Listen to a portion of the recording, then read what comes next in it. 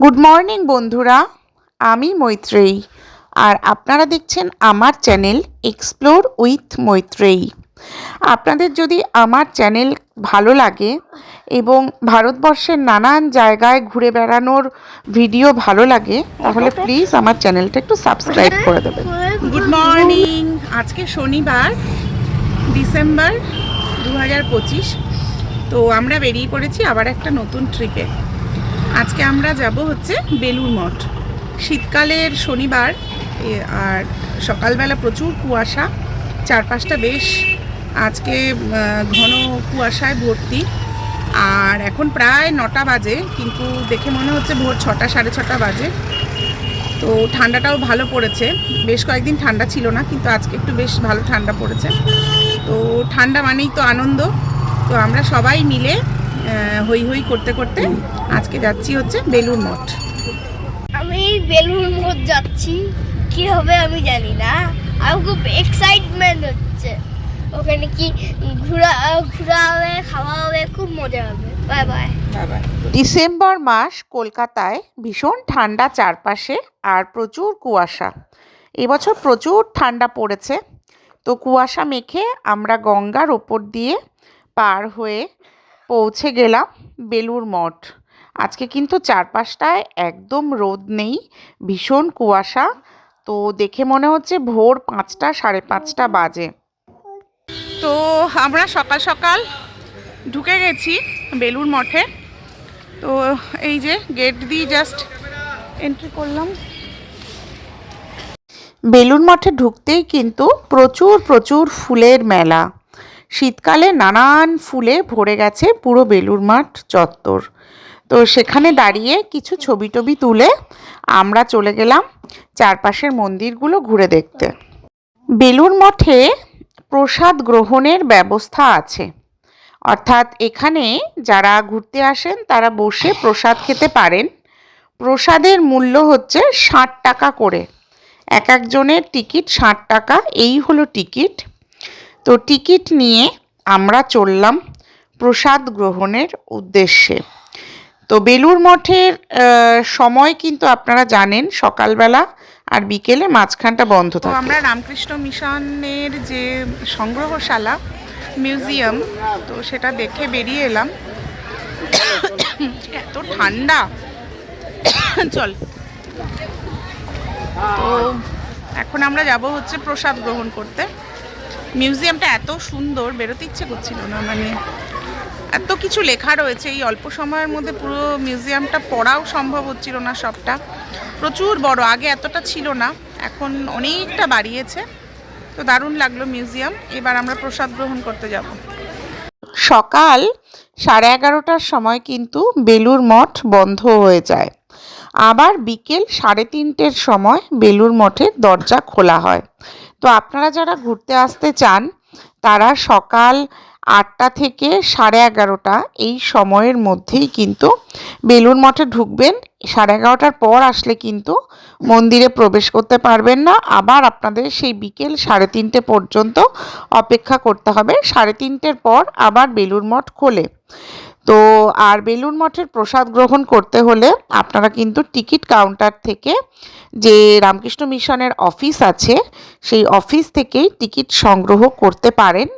এবং টিকিট সংগ্রহ করার পর এই একটা নির্দিষ্ট সময়, মোটামুটি ধরে নিন 10:30 নাগাদ, কোনো দিন 10টা নাগাদ, মানে যেদিন যেরকম ভিড় থাকে তার ভিত্তিতে লাইন চালু হয়ে যায়। তো এই হচ্ছে সেই লাইন। বেলুড় মঠের যে গঙ্গার দিক, সেই দিক থেকে কিন্তু বিরাট লাইন পড়েছে। এই লাইন ধরে ধরেই আমাদের এগিয়ে যেতে হবে প্রসাদ গ্রহণের দিকে।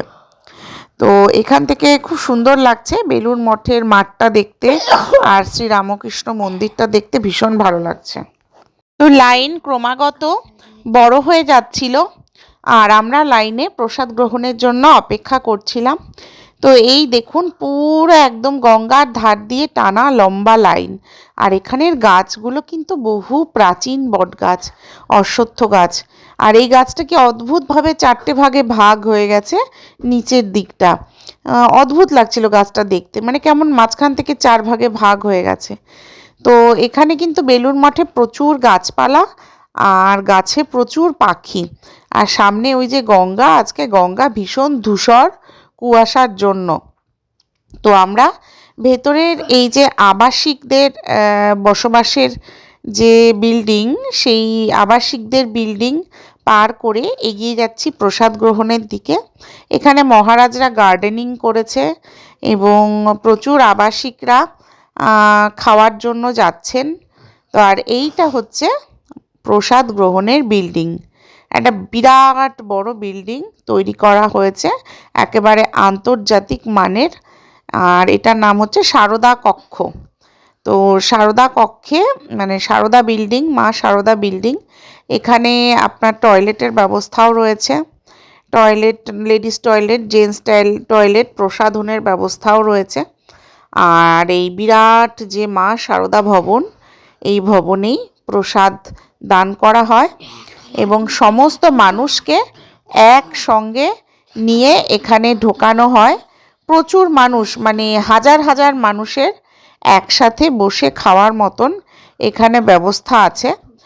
আর ভীষণ সিস্টেমেটিক পদ্ধতিতে হয়, ফলত কোথাও কোনো কেওয়াজ নেই। লাইন করে ভেতরে সকলকে ঢোকানো হয়। সময়ের অপেক্ষা, বাইরে এখন দাঁড় করিয়ে রাখা হয়েছে, এরপর দরজা খোলা হবে। তো আমরা আবার এই সারদা ভবনের সামনে এসে লাইনে অপেক্ষামান কখন দরজা খুলবে। তো এখানে এসে আমরা বেশ খানিকক্ষণ লাইনে দাঁড়িয়ে অপেক্ষা করার পর এই যে পেছনে আমাদের ছাত্রীরা হাই করছে, দরজা খুললো এবং দরজা খোলার পর এই যে দেখতে পাচ্ছেন, এই পেছনে রান্না হচ্ছে।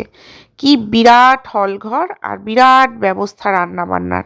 আর এখানে প্রত্যেকটা বেঞ্চে এইরকমভাবে থালা আর গ্লাস পাতানো রয়েছে, মানে এক একটা লাইনে 100-র উপর মানুষ বসতে পারে, এত বড়। আর এই চেয়ার টেবিল এত সাজানো রয়েছে, কয়েক হাজার মানুষ একসঙ্গে খেতে পারে। বিরাট শাড়ি দেওয়া সেই টেবিল চেয়ার, আর খুব ইউনিক পদ্ধতিতে করা এটা। এবং প্রথমে জল দিয়ে গেল এবং জল দেওয়ার পর আমরা অপেক্ষামান খাবার আসার জন্য। আর একদম সাফ সুতরা থালা, পরিষ্কার পরিচ্ছন্ন ঝকঝকে।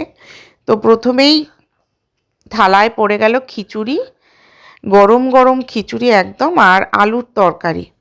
একটা বিরাট গামলা টাইপের, সেটা চাকা চালিত, নিচে চাকা দেওয়া আছে। তো সেটা টেনে টেনে টেনে টেনে নিয়ে যাচ্ছে এক জায়গা থেকে আরেক জায়গা। আর এত সুন্দর যে স্বাদ। তারপরে এলো হচ্ছে পায়েস। পায়েস এলো, পায়েসটাও ভীষণ ঘন আর খুব সুস্বাদু স্বাদের। তো এইটা খাওয়ার পর আমাদের চলে এলো চাটনি। অবশ্য চাটনিটা আগেই দিয়েছিল, তো আমি আগে পায়েসটা খেয়ে ফেলেছি। তো এটা হচ্ছে পেঁপের চাটনি। তো এই হচ্ছে আজকের খাওয়া দাওয়ার মেনু।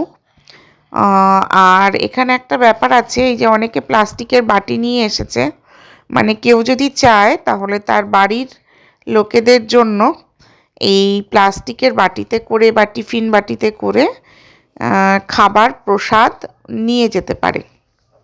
তো তারপরে খাওয়া দাওয়া শেষে আমাদের কিছু ফটো সেশন হচ্ছে। আমাদের মধুমিতা দি পোজ দিয়ে দাঁড়িয়ে আছে, তার ফটো সেশন চলছে এখন। তো প্রসাদ খাওয়া হয়ে গেছে, এবার আমরা বেরিয়ে যাব বেলুড় মঠ থেকে। তো ভালোই গেল সকালটা, সুন্দর কাটলো। বেলুড় মঠ থেকে আমরা ফিরলাম লঞ্চে করে দক্ষিণেশ্বরে। এখানে সরকারি লঞ্চ পরিষেবা আছে, 11 টাকা করে টিকিট। বেলুড় মঠ থেকে দক্ষিণেশ্বর 11 টাকা টিকিট, প্রতি 10 মিনিট অন্তর অন্তরই কিন্তু লঞ্চ আছে। তো একটা লঞ্চে ফিরে আসার অভিজ্ঞতাটা দারুণ ছিল। বিরাট বড় গঙ্গা, আর আজকে তো রোদ ওঠেনি, একদম ঘন কুয়াশা আর প্রচণ্ড কনকনে ঠান্ডা গঙ্গার হাওয়া। তো সেই গঙ্গার হাওয়া খেতে খেতে আর ঘন কুয়াশায় আচ্ছন্ন মা গঙ্গাকে দেখতে দেখতে ফিরে আসছিলাম দক্ষিণেশ্বরের দিকে। আর আমার না এই গঙ্গার উপর দিয়ে আসার সময় মনে পড়ছিল সেই গঙ্গোত্রীর ওখানে গঙ্গা কেমন তার কথা।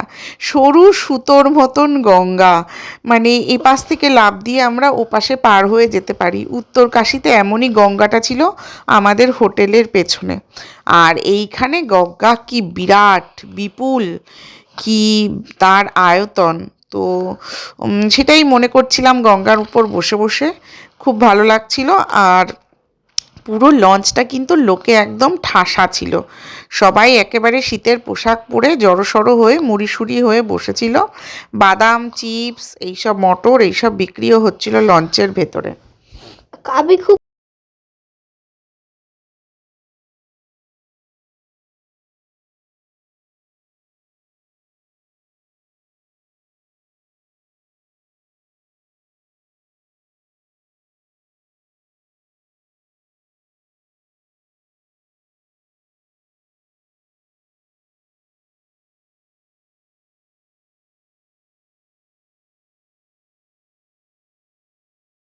তো প্রায় আধ ঘন্টার মতন সময় লাগলো বেলুড় মঠ থেকে দক্ষিণেশ্বর আসতে।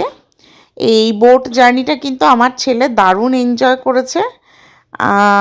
ও মানে এই বোটে চড়লো খুব মজা করে। আর বাচ্চাদের জন্য কিন্তু এটা বেশ দারুণ মজার, কিন্তু একটু সাবধানে রাখবেন যেন কোনার দিকে না যায়, কারণ রেলিংগুলো একটু ফাঁকা ফাঁকাই। তো এই যে আমরা দক্ষিণেশ্বর ব্রিজ চলে এসেছি, আর দক্ষিণেশ্বর ব্রিজের পরেই কিন্তু লঞ্চের জেটি। তো লঞ্চের জেটি পার হয়ে আমরা নেমে পড়ব দক্ষিণেশ্বরে। তো দক্ষিণেশ্বরের যে সেতু, সেই সেতুর পাশে এখন কিন্তু আরও একটা সেতু তৈরি হয়েছে বিবেকানন্দ সেতুর পাশে। এটা হচ্ছে নিবেদিতা সেতু। তো দুটো সেতুই, দুটো ব্রিজই পাশাপাশি, এবং এই দুটো ব্রিজ পার করেই কিন্তু লঞ্চের জেটি। তো আমরা এবার নেমে যাব এবং নেমে মেট্রো করে বাড়ি চলে আসব। তো আজকের মতন এটুকুই। সকলে ভালো থাকবেন, সুস্থ থাকবেন। আর একদিন পরেই নতুন বছর শুরু হচ্ছে। সকলে নতুন বছরটা একদম নতুন করে শুরু করবেন। সকলেই খুব আনন্দে প্রতিটা দিন, প্রতিটা ঘন্টা, প্রতিটা মুহূর্ত কাটান, কারণ জীবনের সময় খুব সীমিত। প্রতিটা মুহূর্ত আমাদের আনন্দে কাটুক, এটাই ভগবানের কাছে প্রার্থনা করি। সকলে ভালো থাকবেন। শুভরাত্রি।